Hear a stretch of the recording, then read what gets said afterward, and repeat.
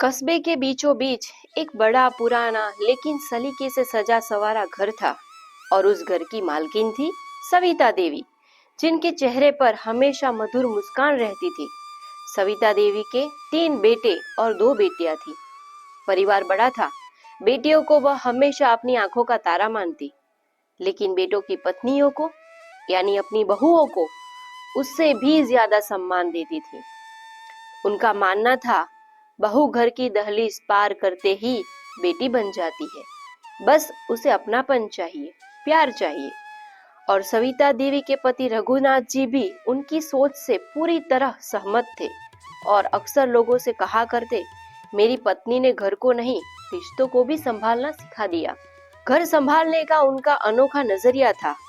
सविता देवी का नजरिया बिल्कुल अलग था। उनका मानना था कि घर का माहौल सिर्फ पैसों से नहीं बल्कि आपसी विश्वास, सम्मान और प्यार से बनता है। जब भी घर में कोई बहस होती, वो तुरंत सबको चाय पे बुलाती, उनको समझाती ताकि माहौल हल्का हो सके और बेटों से कहती, घर में बहू की इज्जत तुम्हारी इज्जत है। अगर तुम उसका सम्मान करोगे तो बच्चे भी सीखेंगे कैसे माँ का सम्मान किया जाता है। एक बार बड़ी बहू रीमा से गलती से एक महंगा बर्तन टूट गया। बाकी घर के लोग थोड़ा नाराज हो गए, लेकिन सविता देवी ने हंसते हुए कहा, अरे बर्तन तो टूटा है, क्या हुआ? इंसान का मन थोड़ी ना टूटा है। उनकी यह बात सुनकर रीमा के मन का डर पूरी तरह खत्म हो गया। उन्हें लगा कि सासू के स्वरूप में उन्हें माँ मिली है। ऐसी कई कठिन परिस्थिति आई, तब भी सविता देवी ने सिर्फ अपनी बहुओं का साथ दिया, उन्हें संभाला। छोटे बेटे की नौकरी चली गई, घर में आर्थिक दबाव बढ़ गया। परिवार के कुछ लोग बहू को दोष देने लगे, लेकिन सविता देवी ने सबके सामने साफ कहा, गलती अगर किस्मत की है तो दोष इंसान को क्यों दे? बहू हमारे घर की बेटी है, उसका अपमान मैं बर्दाश्त नहीं करूंगी।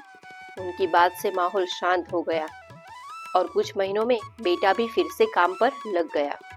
ऐसे ही वो अपने रिश्तों को जोड़कर रखती थी। आगे भी परिस्थिति आई जब रीमा की डिलीवरी होने वाली थी। तब सविता देवी ने रीमा के लिए हर वो काम किया जो सगी बेटी के लिए किया जाता है। खुद उसके लिए पौष्टिक खाना पकाया, रात को उठकर उसका हाल पूछती, हर छोटे से छोटे दर्द पर उसके सिर पर वो हाथ रखती और बोलती, ठीक हो जाएगा बेटा, कल नया सूरज आने वाला है।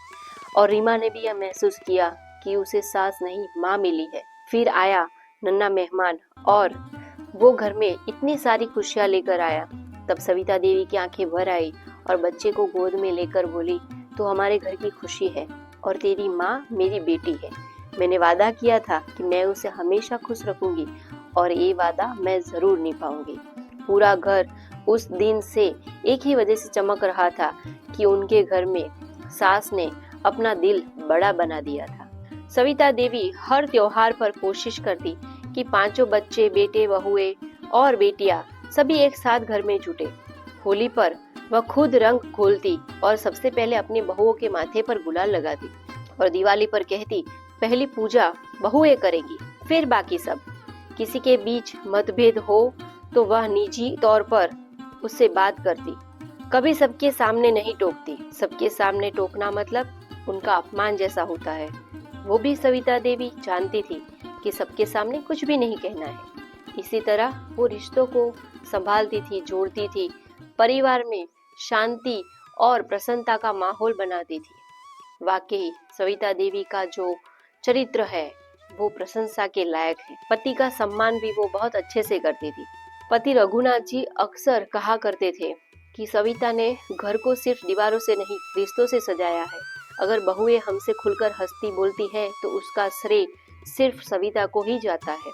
उन्होंने ही सिखाया है कि कैसे परिवार में बहुओं को मान देना है। कि साल गुजरते गए, बच्चे अपने अपने रास्तों पर चल पड़े, लेकिन जब भी कोई समस्या आती सबसे पहले सविता देवी से राय लेने आते। बहुएं आज भी कहती है, हमें सास नहीं माँ मिली है। अगर घर में सास बहू का रिश्ता ऐसा हो तो कभी किसी के मन में डर या दूरी न रहे। सविता देवी के लिए यह सबसे बड़ी जीत थी।